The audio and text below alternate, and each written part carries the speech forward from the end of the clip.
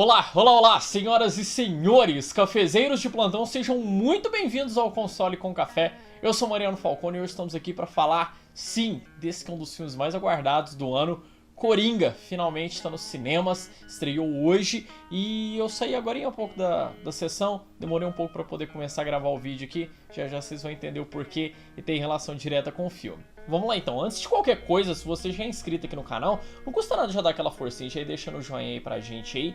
E se porventura no final do vídeo você achou que o vídeo ficou uma merda inacreditável, você vai lá, tira o joinha e coloca um dedão pra baixo, não tem problema nenhum, pra já poder dar aquela fortalecida pra gente e não acabar esquecendo.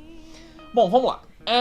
O Coringa, eu vou começar primeiro falando sobre aspectos fora do roteiro, falando em termos de filme, de filmografia, que pra gente poder já falar sobre isso, já, entre aspas, tirar isso da frente, pra gente poder depois falar do roteiro e desenvolver um pouco aqui, falar sobre o personagem em si, sobre a trama. Coringa, filme estreado por Joaquin Phoenix e dirigido por Todd Phillips. A fotografia do filme é incrível, excelente, a paleta de cores mais pastel e mais opaca que o filme tem, aquela quase um sépia que ele carrega em alguns momentos ali na tela ali, conversam muito com o ambiente todo do filme, com aquela coisa que o filme não é um filme feliz de forma alguma. Se vocês viram os trailers, vocês com certeza já sabem disso, e a fotografia ela com certeza conversa muito bem com isso e não destoa da mensagem que estão querendo dizer ali. O filme ele tem um aspecto setentista muito forte, então uma dica que eu dou é assim: se você porventura tá vendo esse vídeo aqui na época em que o filme ainda tá no cinema, se você tá vendo ele assim que eu lancei, vá ver esse filme no cinema. Acreditem, você vê os trailers, você vê ele na TV, numa tela de LCD, Full HD ou 4K, tira muito da estética visual do filme, acredite. A imagem do cinema não ser tão boa quanto a imagem da tela da sua TV 4K, nesse caso é um ponto muito positivo, porque ele ajuda na imersão, na ideia do filme todo, tanto que a estética, o próprio título do filme e os créditos dele, ele conversa muito com isso, então ele tem toda uma estética de cinema dos anos 60 e 70, que você só vai conseguir obter essa experiência vendo no cinema. Eu sei porque eu acabei de ver o filme, eu fui ver aqui, fui assistir um dos trailers dele agora há pouco, e só o fato de você estar vendo numa tela digital com a qualidade de imagem muito boa, já não tem aquele mesmo aspecto que você teria vendo ele no cinema. Então, fora o fato de, obviamente, você poder ver ele o quanto antes, visualmente ele é um filme que, pra mim, ele é feito para se assistir no cinema, sem sombra de dúvidas. A trilha sonora é outro aspecto assim maravilhoso que ela consegue, ela tem algumas músicas ali sensacionais que conversam muito de novo, assim como a fotografia, com o ambiente, com a época em que o filme ele se passa, que apesar de ser em Gotham, ser uma cidade fictícia, a época ali em que o filme se passa, você consegue identificar muito com uma época do nosso mundo real. E a trilha sonora ela conversa muito com isso em muitos aspectos. Outra parte interessante da trilha é como ela consegue criar tensão nos momentos certos e te deixar levemente aliviado em alguns momentos um pouco mais tranquilos, que são poucos do filme, da forma certa. Então a trilha ela conversa muito bem, conseguindo te deixar muito no clima em que determinada cena que você tá vendo tá querendo te passar. Então ela cria tensões, ela consegue te aliviar nas horas certas, ela consegue passar uma ideia caótica em momentos em que isso é requerido.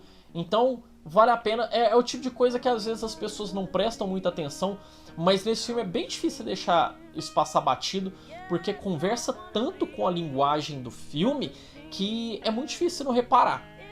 Então, sem sombra de dúvidas, também mais um aspecto muito foda desse filme. Agora falando do filme mesmo em si, em questão de roteiro, atuações e coisas do tipo, ele funcionaria muito bem de qualquer forma, mesmo que ele não fosse necessariamente um filme baseado em quadrinhos ou em um personagem de quadrinhos. Ele tem toda uma identidade visual, ele tem toda uma história que ela funciona tão bem ali dentro de si própria, com começo, meio e fim, que se o filme, por exemplo, se chamasse só The Clown, ou Palhaço, e não tivesse nenhuma ligação com o universo da DC, dos quadrinhos ou algo do tipo, ainda assim funcionaria muito bem. Se ele fosse desse jeito, sem fazer ligações com o universo da DC, e só no final ele revelasse que aquele personagem ele é o Coringa, também funcionaria muito bem. Do jeito em que ele é feito, também ele funciona incrivelmente bem. Tamanho o esmero que toda a produção, o diretor e os atores tiveram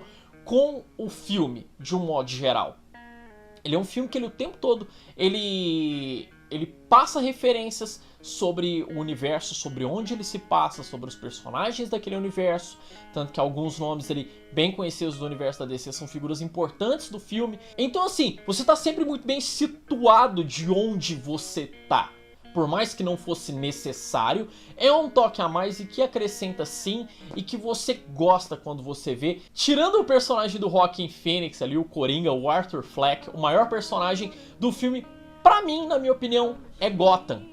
Ela é uma cidade quebrada em todos os sentidos possíveis. Ela é quebrada não só financeiramente, e quando eu falo financeiramente, é importante ressaltar que Gotham é uma cidade quebrada financeiramente, porque isso tá intrinsecamente ligado à trama do filme, mas ela também é uma cidade quebrada em termos de esperança, de outras coisas, de sentimento, de empatia. Então talvez essa seja a Gotham mais próxima do mundo real que a gente já tenha visto nos cinemas, muito mais do que até as dos filmes da trilogia do Christopher Nolan, porque apesar delas serem muito galgadas no mundo real, todo o momento sociopolítico, social-econômico ali que o filme retrata é muito real, principalmente porque certos acontecimentos ali do filme, eles conversam tão bem com isso que você conseguiria imaginar aquilo acontecendo no mundo real. E isso é uma parte tão importante, porque assim, um receio que eu tinha era que o roteiro ele vitimizasse o Coringa de ponto a você criar uma empatia tão grande por ele que você conseguisse se colocar no lugar dele e falar, putz, eu também faria isso. Que pra mim seria um erro, porque não justificaria certas coisas ali. Pra mim seria um erro você tentar humanizar um psicopata, uma pessoa cruel como é o Coringa, com problemas psicológicos tão sérios quanto ele é. Mas é inegável que Gotham, que o ambiente, que ele, em muitas partes ali daquilo que acontece, ele é um produto do meio em que ele vive. Que a sociedade em que ele vive, que o local onde ele vive contribuem muito para isso. Mas sem em momento nenhum dar a entender que qualquer pessoa naquela situação faria o que ele fez. E para mim isso é muito importante, porque é um tema que ele já foi abordado até em outras mídias, até nos próprios quadrinhos, e que, alerta de spoiler se você não leu a Piada Mortal, essa é uma temática que até o próprio Coringa tenta provar isso na Piada Mortal, e no próprio quadrinho o enredo prova que ele tá errado. Se o roteiro dissesse que bastava você ter um dia ruim pra você se tornar um psicopata maluco que sai por aí matando pessoas, pra mim seria incoerente com a vida real, porque a gente sabe que não é só isso, não é um dia ruim que te faz virar um maluco.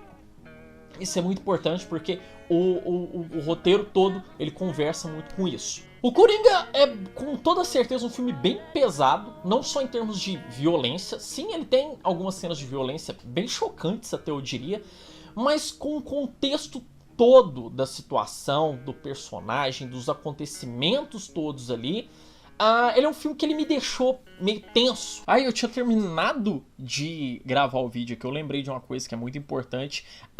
Prestem muita atenção aos noticiários do filme. Todos os diálogos, todas as notícias que vão passando ali de fundo ou em primeiro plano quando você está vendo ali, são muito importantes para que você entenda completamente o contexto em que a história se passa ali, naquele pedacinho ali, que provavelmente é ali por volta da década de 60, 70, alguma coisa do tipo, tem todo aquele contexto ali.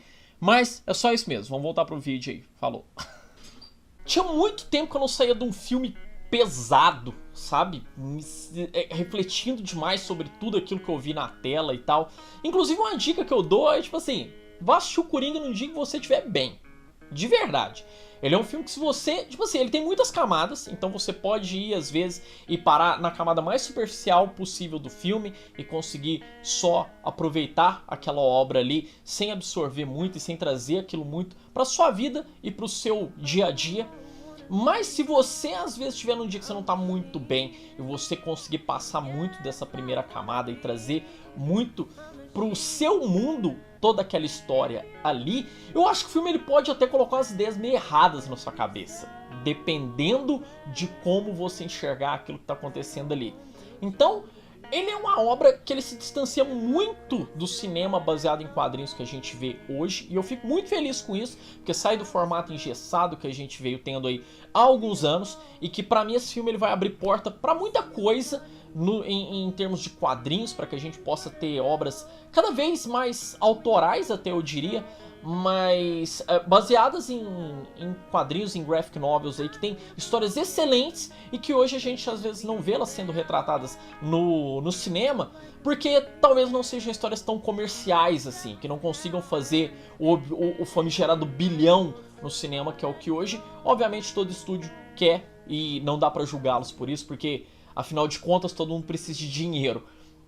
Mas eu fico muito feliz que um filme que nem o Coringa tenha acontecido, e pra mim todo o elenco e o próprio diretor, o Todd Phillips, ele tá de parabéns com a obra incrível que ele nos proporcionou. Eu queria comentar agora um pouquinho sobre o final do filme, sobre o trecho final do filme. Então vai ser uma zona aqui de spoilers, então caso você ainda não tenha visto o filme, vai lá, assiste, depois você volta aqui. Eu vou colocar aqui aquela já que a gente já utilizou no nosso último vídeo aí sobre a análise de filme, a barra vermelha aqui com spoilers do filme, para poder debater um pouquinho até no como esse filme poderia impactar o universo da DC futuramente. Então é isso, se você não vai continuar para a nossa parte de spoilers, um grande abraço a você que ficou até aqui, não esquece de se inscrever no canal caso ainda não seja e deixar o seu joinha aí, beleza? Então vamos lá. O final do filme, o filme termina exatamente no momento em que o maior acontecimento da vida do Bruce Wayne ocorre, que é o acontecimento que faz ele vir a se tornar o Batman no futuro, que vocês já sabem qual que é. E pra mim ele conversa tão bem com aquela trama, e o caos que o próprio Coringa trouxe pra Gotham, ele se torna um símbolo ali tão grande, tão forte, que antes de ver o filme, eu não imaginei que esse filme pudesse de forma alguma conversar com o resto do universo da DC, que a gente tem hoje, com Mulher Maravilha, com o Batman que a gente teve do Ben Affleck, e que o possível Batman do Robert Pattinson, que a gente vai ter no ano que vem, já, se não me engano.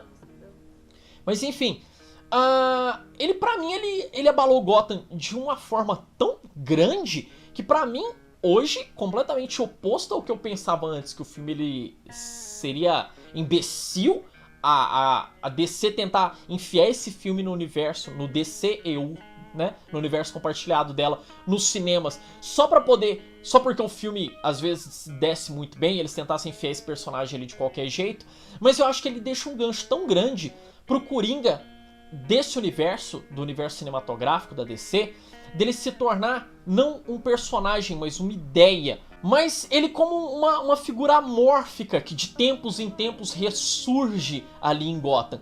Justificaria inclusive aquele Coringa bem questionável do Jared Leto no filme do Esquadrão Suicida, e que tá diretamente ligado com o Batman que a gente tinha visto do Ben Affleck, mas que conversaria bem, porque aquele ali não precisa ser o Coringa que a gente conhece, mas ele poderia muito bem ser um Coringa, o Coringa daquela época, daquela parte do tempo ali em que se passou aquela história. Inclusive conversaria bastante com uma fala do Batman, do Bruce Wayne no caso, com o Clark Kent em Batman vs Superman, que ele fala que Gotham tem um histórico ruim com malucos vestidos de palhaço.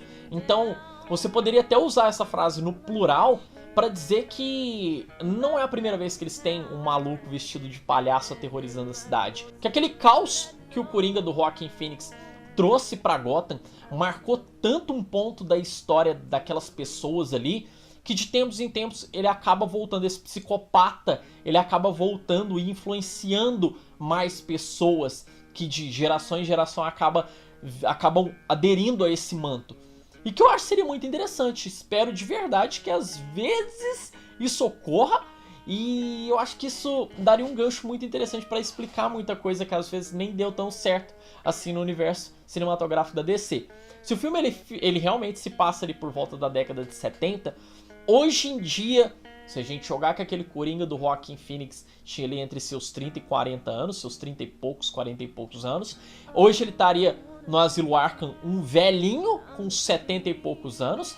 Então, vocês imaginam às vezes, tipo, você não precisa nem trazer exatamente esse personagem ativamente de volta, mas você às vezes coloca ali um easter egg em algum filme do Batman ali, com um velho dentro do Asilo Arkham ali. Quem sabe? Seria bem interessante você ver assim, de longe, alguma coisa assim que você não precisa ter linhas de diálogo nem nada. Só que, tipo assim, quem viu o filme e quem vê aquele personagem ali no fundo ali, vai entender já do que se trata. Mas é isso, eu gostei bastante do filme, ele é um filme que ele com certeza foge bastante da estética de filmes de herói, de filmes de quadrinho de um modo geral, mas que pra mim ainda assim funciona muito bem e vale muito a pena ser visto. Inclusive para quem não é chegado em cinema de quadrinhos nem nada do tipo, ele é uma obra fantástica, sensacional, que de novo merece ser vista no cinema. Então vai lá, se você ainda não assistiu, vai lá curtir Coringa no cinema, não deixa sair do cinema pra depois ir ver no Full HD da sua TV, não. Mas se você tá vendo esse vídeo que depois você já assistiu o filme, comenta aqui o que você achou de Coringa. Gostou do filme? Não gostou? Ele te passou a mesma mensagem que ele acabou passando pra mim? Ou nem tanto, você acabou vendo o filme de uma forma completamente diferente do que eu vi? Comenta aqui embaixo, vamos trocar informação e vamos falar um pouquinho sobre essa obra, que eu tenho certeza que ainda vai ser debatida aí por muitos anos, independente do rumo que o universo cinematográfico da DC siga. Então é isso, galera, muito obrigado de verdade a todo mundo que ficou até aqui. Se você gostou do vídeo, não esquece de deixar o seu joinha. Se não curtiu, dedão pra baixo, não tem problema nenhum. Se inscreva no canal caso ainda não seja, ative o sininho pra não perder nenhuma notificação quando postarmos vídeos novos aqui no canal. E compartilhe esse vídeo com seus amigos para que possamos cada vez mais espalharmos o café pelo universo. É isso então, galera, novamente muito obrigado a todo mundo que ficou até aqui. Um grande abraço, valeu, falou, até mais. Tchau, tchau. You to be sad, and in my cold still heart I'd know